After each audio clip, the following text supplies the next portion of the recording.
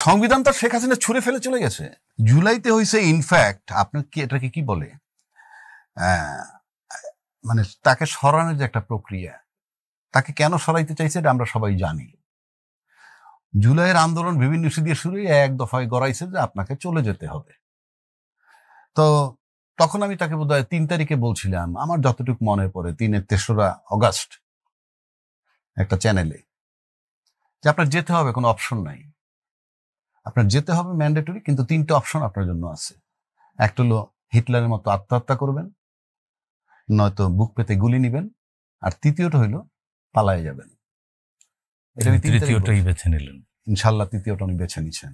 আমি বলছি বলে হয়েছে তা না, অনেক সময় কাকতালীয় ভাবে মিশে যায় না, মিলে যায়। যে একজন বৃদ্ধ তাল গাছের নিচে বসে একটা পাকা তাল খাইতে ইচ্ছে করতেছে, তালটা এমন পাকছে যে এই এখনই পড়বে, তখন পাশ দিয়ে একটা পাখি উড়ে গেছে, তখন বৃদ্ধ নিচে বসে বলতেছে, হে আল্লাহ তুমি কি রহমত পাঠাইলা, যে পাখি উড়ে গেছে, পাখি লাগেও নাই, তাল এমনিই পড়ছে। তো ওই অর্থে আমি যে বললাম, জুলাইটা আপনি যদি নিয়মের প্রশ্নে আসেন তাহলে এটা মব। আমি আজকে আপনাকে বলতে চাই যে মব যে সবসময় অন্যায় তা কিন্তু না। মব কাঙ্ক্ষিত হয়। মব কখনো কখনো ন্যায় বিচার করে। যেমন ধরেন আপনি 16 বছর যাবত যা করেছেন, মানে বড় খাতে গেলাম না, আপনার ছোট খাতে আসেন। ধরেন আপনি একটা লোককে ধরলেন এবং আপনার মতের সাথে মেলে না, তাকে ক্রস ফায়ার দিলেন, রাষ্ট্র তো আপনাকে অ্যালাউ করে না, এটা কিন্তু মব, রাষ্ট্রীয় মব। আপনি কবরের মতো একটু জায়গায় একটা লোকের 7 বছর রেখে দিচ্ছেন, এটা রাষ্ট্রীয় মব। আয়নাঘর মব, বিনা বিচারে হত্যা মব।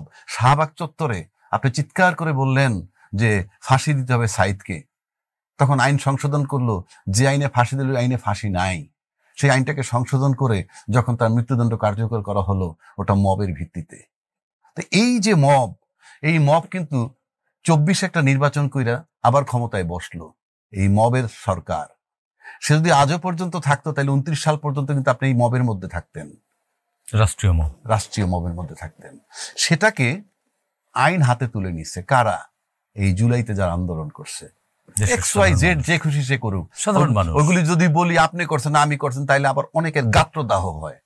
হ্যাঁ, কেউ কেউ বলে নেতৃত্ব হয় না, দলমত নির্বিশেষে নামছে, এটা তামাশা আর কি। নেতৃত্ব ছাড়া কেউ নামে, নেতৃত্ব ছাড়া কেউ কাউকে তো নেতৃত্ব দিতেই হয়। আপনি গড়েরা হয় সে এখন সুনাম নিতেছেন, সেটা ভিন্ন কথা। কিন্তু এই যে মবটা হইল, সেই মবটা হওয়ার পর মানুষ স্বস্তির নিঃশ্বাস ছাড়ছে, আলহামদুলিল্লাহ। এই যে মব জনগণ রিসিভ করে, জনগণ একসেপ্ট করে, সেটাকে বলে মব জাস্টিস, মানে মবের মাধ্যমে ন্যায় বিচার। আজকে ওই মবটা না হলে কিন্তু ওটা চলমান থাকতো এখনো। সে কারণে এটাকে যুদ্ধ বলবেন কি, যুদ্ধ বললে তো আবার আরেক জিনিস। সুতরাং এই যে মবটা হইছে, এটা হইল মব জাস্টিস, এবং মবের মাধ্যমে একটা ন্যায় বিচার স্টাবলিশ করছে। তা না হলে কিন্তু আপনি এখনো সেই ওই আতঙ্কে থাকতেন, সেই আয়নাঘর, সেই বিনা বিচারে হত্যা। সুতরাং এই যে যেটা বলছেন শেখ হাসিনার বিচার, এটা বিচার কি? মব এবং ন্যায় বিচার। এই জন্য বলছি কখনো কখনো মবের মাধ্যমে ন্যায় বিচার হয়। কিন্তু এখন যে শেখ হাসিনার যে আপনার বক্তব্য অনুযায়ী যে রাষ্ট্রকে ব্যবহার করে তিনি যে মব চালিয়েছেন, সেটিকে, সেই মব থেকে রেহাই পাবার জন্য সাধারণ মানুষ, আমি ধরে নিলাম কোনো ব্যক্তিকে ক্রেডিট দিলাম না, কোনো গোষ্ঠীকে না, দেশের সাধারণ মানুষ একেবারেই তারা সিদ্ধান্ত নিয়ে নিল, তারাই বিচারের দায়ভার নিয়ে নিল, তারা তাকে টেনে হিস্ট্রে নামালো এখন। এবং তিনি ক্ষমতায় টিকে থাকবার জন্য আমাদের ছোট ছোট শিশুদের বুকে গুলি চালালো, তরুণদের বুকে গুলি চালালো, সাধারণ মানুষ, শ্রমিক, তাদের বুকে গুলি চালালো, ইনফ্যাক্ট রাজনৈতিক দলের নেতাকর্মীদের উপরে গুলি চালালো। প্রায় 1-1.5 হাজারের মতো এখনো পর্যন্ত আমরা শনাক্ত করতে পেরেছি, বা রাষ্ট্র স্বীকার করেছে, রাষ্ট্রের পক্ষ থেকে ডিক্লারেশন দেয়া হয়েছে। এই যে শহীদ হলো, এই যে খুনগুলো করলেন তিনি শেখ হাসিনা রাষ্ট্রযন্ত্রকে ব্যবহার করে, এটি তো খুন করলেন তিনি, এটি তো আর অটোমেটিক হয়ে যায়নি। তো এই খুনের দায়ভার কে নিবে? সেই জায়গায় যখন শেখ হাসিনার এই সব হত্যাকাণ্ড এবং 17 বছরের যখন আমলনামার বিচার চলছে আইনি প্রক্রিয়ার মাধ্যমে, তখন তার পক্ষের আইনজীবী বলছেন যে শেখ হাসিনা কোনো হত্যার সাথে সরাসরি জড়িত না, তিনি কোনো হত্যার হুকুম দেননি, কোনো আলামত নেই। তাহলে কি খালি খালি মরে গেল? না, এটা তো শোনেন, উনি কোনো হত্যা করেননি, এটা সত্য। উনি নিজে কোনো হত্যা করেননি, নিজে কোনো গুলি চালাননি, এটা সত্য। কিন্তু উনি কোনো হুকুম দেননি, এটা উনি বললি যদি হয়ে যেত, তাহলে তো সব মামলায় তো আমিও কোর্টে গিয়ে খালাস পেয়ে যাব। যে কোনো লোক গিয়া কোর্টে গিয়ে খালাস পেয়ে যাবে। এটা আমার কাছে একটা তামাশা করা, আর কিছু না। আপনারা আমার কথা হলে করতে দেন না, করতে তো দিচ্ছেন না। এই যে বিচারটা যে আপনি করবেন, আপনি কি করার প্রক্রিয়ার মধ্যে ইনফ্যাক্ট আছেন? আমি কি আদৌ আছি করার প্রক্রিয়ার মধ্যে? আপনার কাছে কি মনে হয়?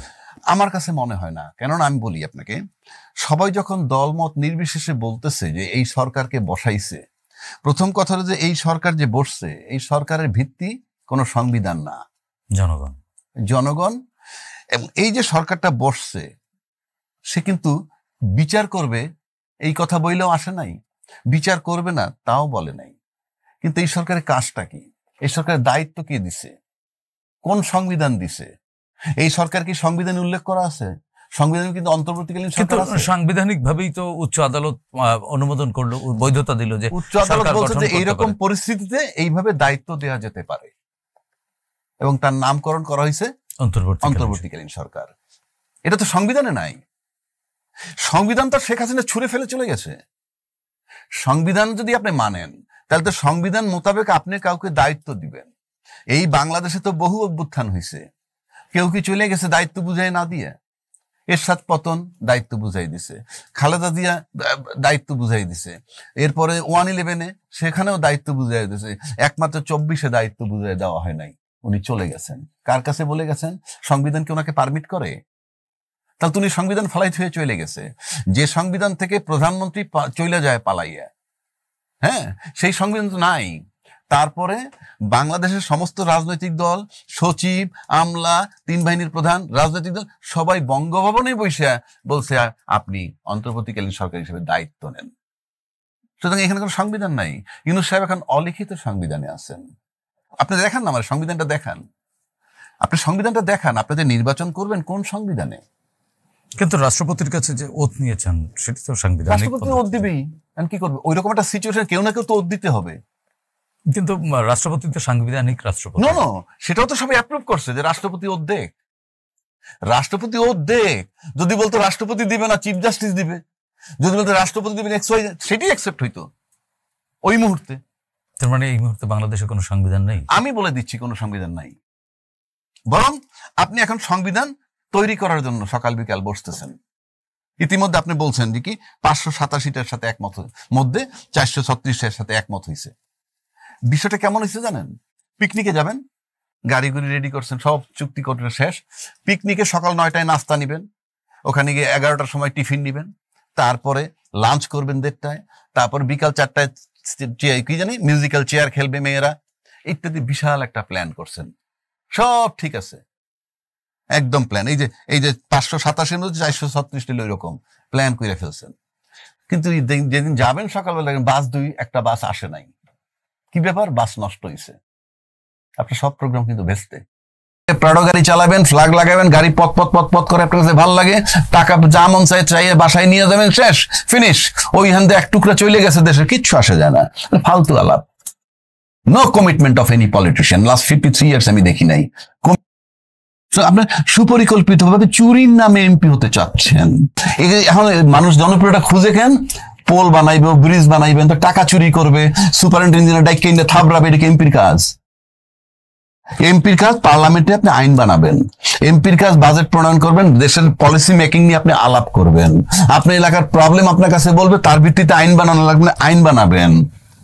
আপনি ডেভেলপমেন্ট ওয়ার্কে যান কেন? আপনি সুপারিনটেন্ডেন্ট কি চিফ ইঞ্জিনিয়ারকে ডাইকে কথা বলেন? কোন এমপি অফিসে যায় না? সচিবালয় যায়, এই জায়গায় যায়, ওই জায়গায় যায়, তদবির করে। কারণটা কি?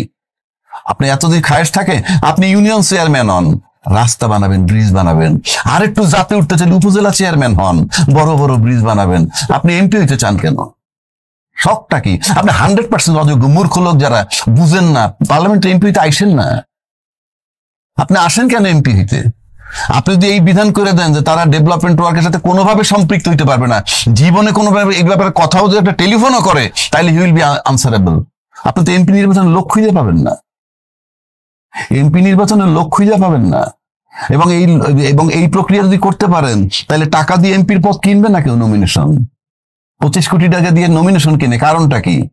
আমি তো ডেভেলপমেন্ট ওয়ার্কের পলকে টাকা নিব 250 কোটি। আপনি সুপরিকল্পিতভাবে চুরির নামে এমপি হতে চাচ্ছেন। কাজে আমার তো দলরে ভোট দিলে হয়ে যায়, দল কোয়ালিফাইড লোকেরা ঢুকাই দেবে পার্লামেন্টে, তালিকা আগে দিয়ে দিতে হবে নির্বাচন কমিশনে, যে 200-300 লোকের তালিকা দিতে 150 সিট পাইছে, টপের থেকে 150 নিয়ে নিবে, ওখানে কোনো চেঞ্জ হবে না, জমা আগে দিতে হবে লিস্ট। আপনার লোক চেনার দরকারই, পপুলার লোক দেখবেন ইউনিয়ন চেয়ারম্যানে, পপুলার লোক দেখবেন উপজেলা চেয়ারম্যানে, যারা গিয়ে বলবেন যে আমার এই রাস্তাটা ঠিক করতে হবে। এমপির কাজ তো ওইটা না। আম বেসে হে বেড়াই সে এমপির কি করবে? এই আইনটা বানান। এমপির আইন বানাইছে, পিকনিক করছে, এই পিকনিকের খেসাধান পলাইছে।